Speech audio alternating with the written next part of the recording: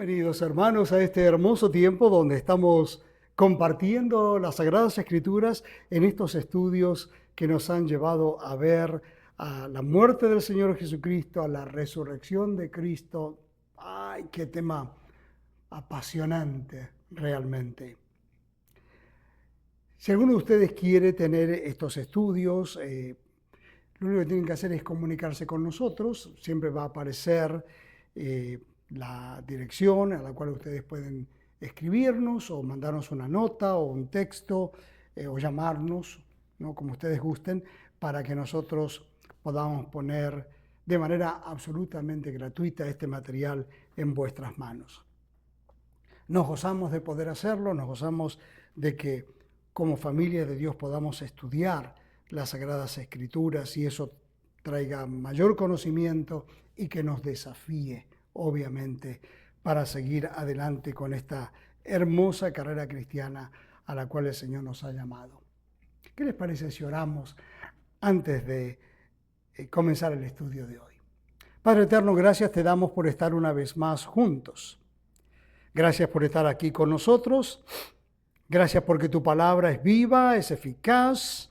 Dice que es cortante como espada de doble filo que entra hasta lo más profundo de nuestro ser. Y hoy no queremos que sea la excepción, Padre, que tu palabra entre profundamente a nuestro ser. Nos haga discernir los pensamientos y las intenciones de tu corazón. Graba, Señor, en nuestra mente tu palabra para que podamos salir edificados de este tiempo en comunión juntos. Padre eterno, a ti sea la honra y la gloria. Gracias, gracias, Señor, por estar aquí en medio de nosotros, por Cristo Jesús. Amén. Si ustedes recuerdan, en nuestro último encuentro estuvimos hablando acerca de los testimonios bíblicos acerca de la resurrección de Cristo. Y vimos las profecías del Antiguo Testamento, la cantidad inmensa de personas que vieron al Cristo resucitado. Vimos que la resurrección de Cristo fue real. Y dijimos, ¿cómo sabemos esto? Bueno, porque el testimonio de los soldados al pie de la cruz fue contundente al decir, no, este individuo está muerto, ¿verdad? De allí le clavaron, o uno de ellos le clavó su espada en el costado y salió sangre y agua. También dijimos que la resurrección de Cristo fue corporal. ¿Y cómo lo sabemos? Bueno, porque el Señor se apareció a los discípulos y Él les mostró las cicatrices que tenía en su cuerpo. Lo vieron resucitado, se apareció a ellos, ellos vieron las marcas en su cuerpo glorificado. Y dijimos también, si ustedes recuerdan, que hubo otros que resucitaron. Mencionamos a Lázaro, mencionamos al hijo de la viuda, mencionamos a otros que murieron y resucitaron, pero volvieron a morir. O sea, todos los que resucitaron volvieron a morir.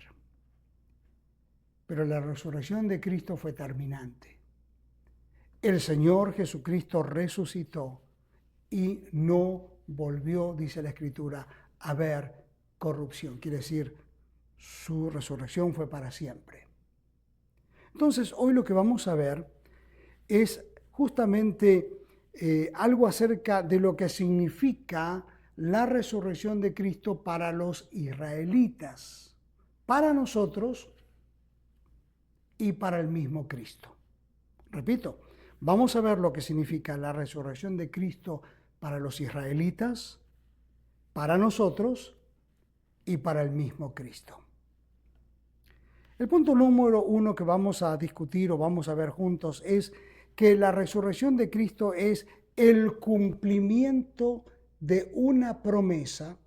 Repito, la resurrección de Cristo es el cumplimiento de una promesa hecha a los creyentes del Antiguo Testamento. Acompáñenme a Hechos de los Apóstoles, Hechos de los Apóstoles guarda la historia del nacimiento de la iglesia por los últimos, no por los últimos, sino por los primeros 40, 50 años de la iglesia. Fue escrito Hechos de los Apóstoles por el doctor Lucas y dice en el capítulo 13 de Hechos de los Apóstoles, versículo 32, Hechos 13, 32, dice, y nosotros también os anunciamos el evangelio de aquella promesa hecha a nuestros padres. Acuérdense en que la resurrección de Cristo es el cumplimiento de una promesa, la cual Dios ha cumplido a los hijos de ellos, a nosotros, resucitando a Jesús, como está escrito también en el Salmo 2, mi hijo eres tú, yo te he engendrado hoy.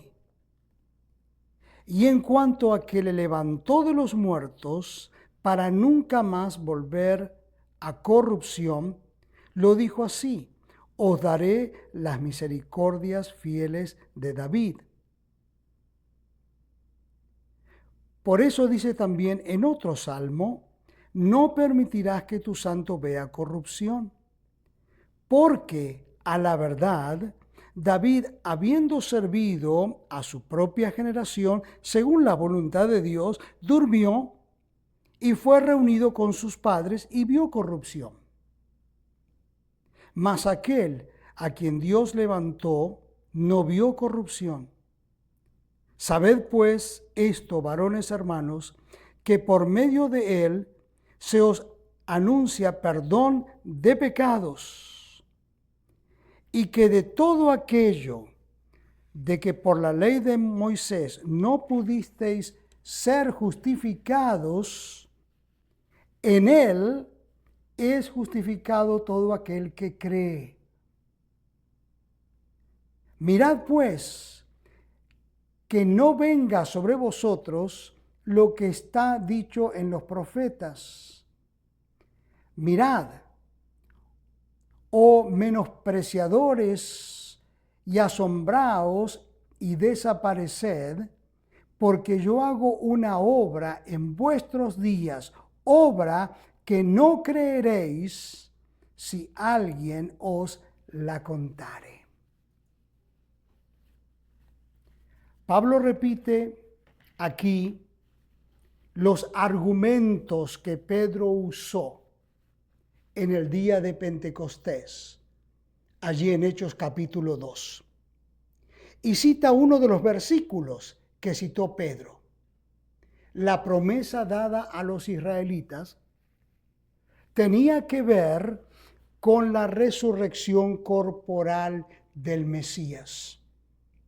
La resurrección de Cristo fue el cumplimiento de una promesa dada a Israel y nos asegura el perdón de los pecados. Voy a volver a leerlo, versículo 38. Sabed pues esto, varones hermanos, que por medio de él se os anuncia perdón de pecados.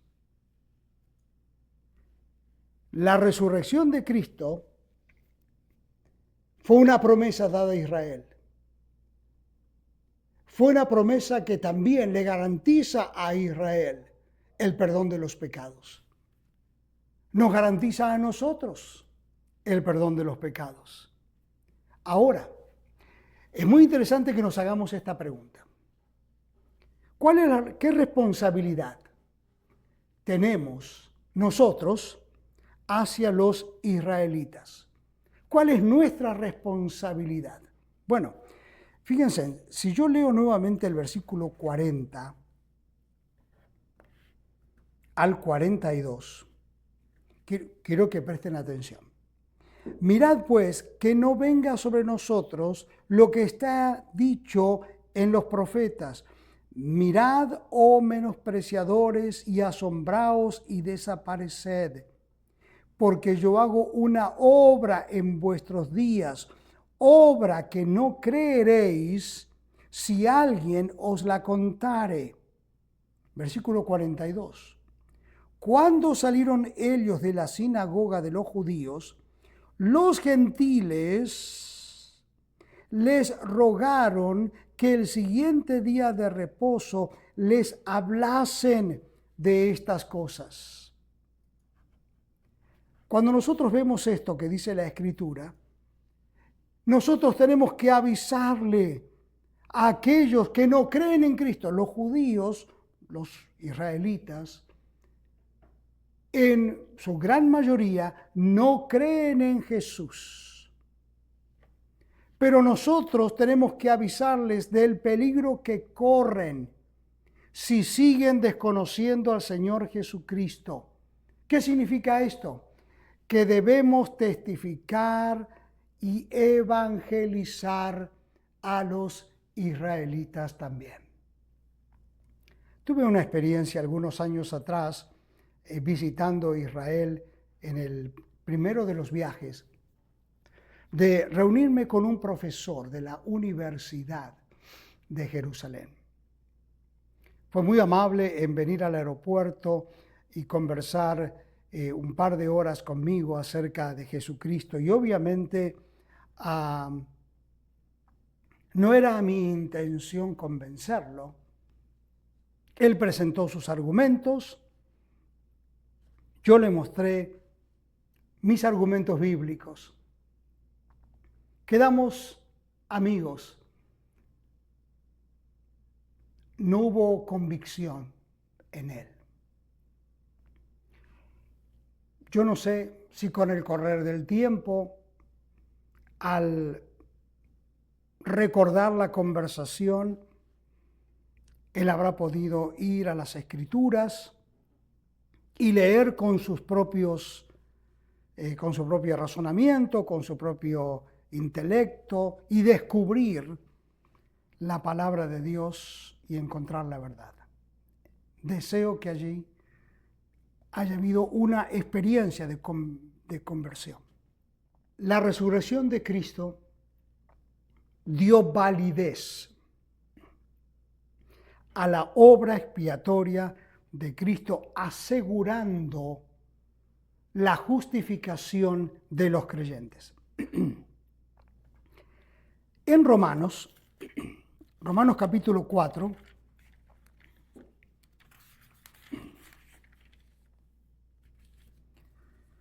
versículos 24 y 25,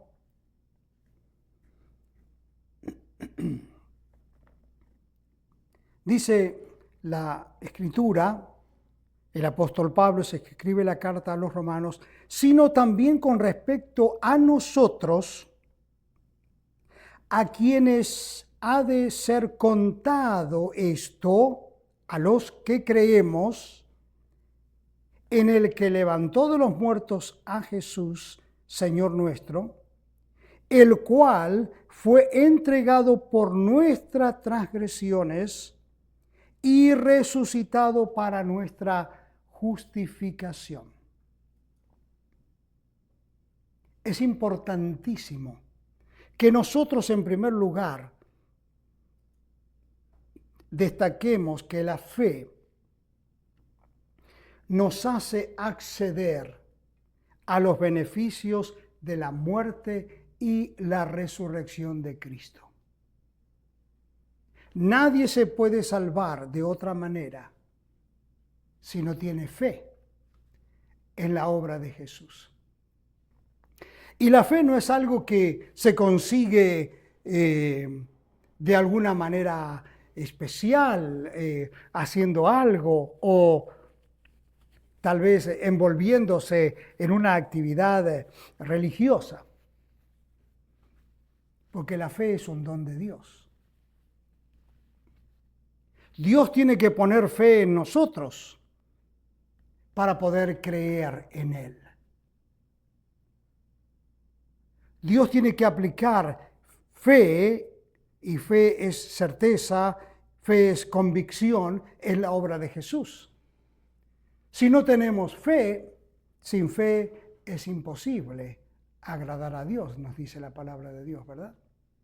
Entonces, la resurrección de Cristo dio validez a la obra expiatoria de Cristo, asegurándonos la justificación a todos los creyentes.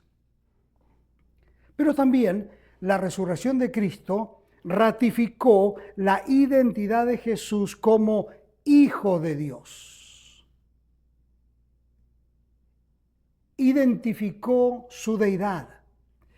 Ya que estamos en Romanos, vamos a ir al capítulo 1 y el versículo 4. Dice la palabra de Dios que fue declarado Hijo de Dios con poder, según el Espíritu de Santidad, por la resurrección de entre los muertos. Cristo no llegó a ser Hijo de Dios porque resucitó, sino resucitó porque era Hijo de Dios. Durante su ministerio terrenal, Jesús había dado muchas pruebas de su deidad. Por ejemplo, cuando cambió el agua en vino en las bodas de Caná, ¿se acuerdan? Cuando multiplicó los panes y los peces, cuando caminó sobre el agua del mar de Galilea. Pero la mayor demostración de deidad es su resurrección. Él había pronunciado que pondría su vida y la volvería a tomar. ¿Dónde está eso? Bueno, vamos a ir al Evangelio de Juan, capítulo 10. Evangelio de Juan, capítulo 10, versículos 17 y 18. Por eso me ama el Padre, porque yo pongo mi vida para volverla a tomar. Nadie me la quita, sino que yo de mí mismo la pongo. Tengo poder para ponerla y tengo poder para volverla a tomar. Este mandamiento recibí de mi Padre. Y lo cumplió. Y ¿saben una cosa? Solamente Dios puede hacer eso. Solamente Dios tiene este poder. Y este es el poder de nuestro Jesús. Otro de los puntos importantes que tenemos que ver es que la resurrección de Cristo le proclamó como sumo sacerdote. Fíjense, si vamos a Hebreos en el capítulo 6, y es importante porque esto nos lleva a la actitud o al trabajo o a la comisión que tenían los sacerdotes en el Antiguo Testamento. Pero en Hebreos, capítulo 6, aquí está. Hebreos, capítulo 6, vamos a leer los versículos 19 y 20. Hebreos, capítulo 6, dice, verso 19, la cual tenemos como segura y firme ancla del alma, y que penetra hasta dentro del velo, porque Jesús entró por nosotros como precursor, hecho sumo sacerdote para siempre, según el orden de Melquisedec. Ahora, según la ley judía, los reyes debían pertenecer a la tribu de Judá. Y los sacerdotes debían de pertenecer a la tribu de Leví. Jesús pertenecía a la tribu de Judá. Tenía verdadera sangre real.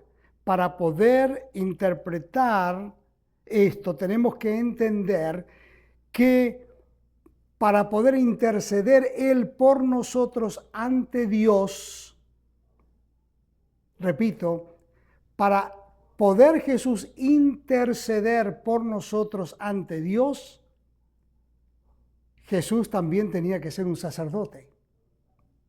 Y lo fue, no según el orden de Leví, como eran los sacerdotes del Antiguo Testamento, sino según el orden de Melquisedec. Entonces, tendríamos que leer todo el capítulo 7 de Hebreos para darnos cuenta en la clase de sacerdote que estamos hablando. Porque Jesús no fue conforme a la tribu de Leví un sacerdote levítico, sino que Jesús fue un sacerdote de acuerdo al orden de Melquisedec. ¿Y quién es Melquisedec? Bueno, Melquisedec es Dios. Por eso que, de acuerdo al orden que Dios había establecido, él tenía que ser de la descendencia real. Por eso que él pertenece a la tribu de Judá. Pero tenía que ser un sacerdote que viniera no del sacerdocio levítico o de la tribu de Leví, sino un sacerdote preparado exclusivamente por Dios. Acompáñenme a Romanos, capítulo 8 y versículo 34. Romanos capítulo 8, verso 34. ¿Quién es el que condenará? Cristo es el que murió, más aún el que también resucitó, el que además está a la diestra de Dios, el que también intercede por nosotros. Debido a que resucitó, Cristo ocupa en el cielo el lugar de privilegio a la derecha de Dios. Y desde ese lugar obra intercediendo entre Dios y los creyentes. Tenemos un sacerdote perfecto, un sacerdote único, nuestro sumo sacerdote, aquel que entra a la presencia de Dios, como dice la carta a los Hebreos, no con sangre ajena, no con la sangre de los animales, con la cual tenían que entrar los sacerdotes del Antiguo Testamento para ofrecerla en remisión de las faltas y de los pecados del pueblo. Él ha entrado a la presencia de Dios con su propia sangre, porque Él es el Cordero de Dios. ¿Se acuerdan lo que dijo Juan? El Cordero de Dios que quita el pecado del mundo. Él ha entrado a la presencia de Dios con su propia sangre, aquella sangre que fue derramada por nosotros en la cruz del Calvario. ¿Crees tú esto? ¿Lo crees? Hablamos de fe. Y fe es certeza. Fe es convicción. No hay otra posibilidad, no hay otro medio de gracia, no hay nadie, absolutamente nadie, que pueda hacer algo para salvar al hombre de sus pecados. El único que lo puede hacer es Jesucristo. ¿Por qué?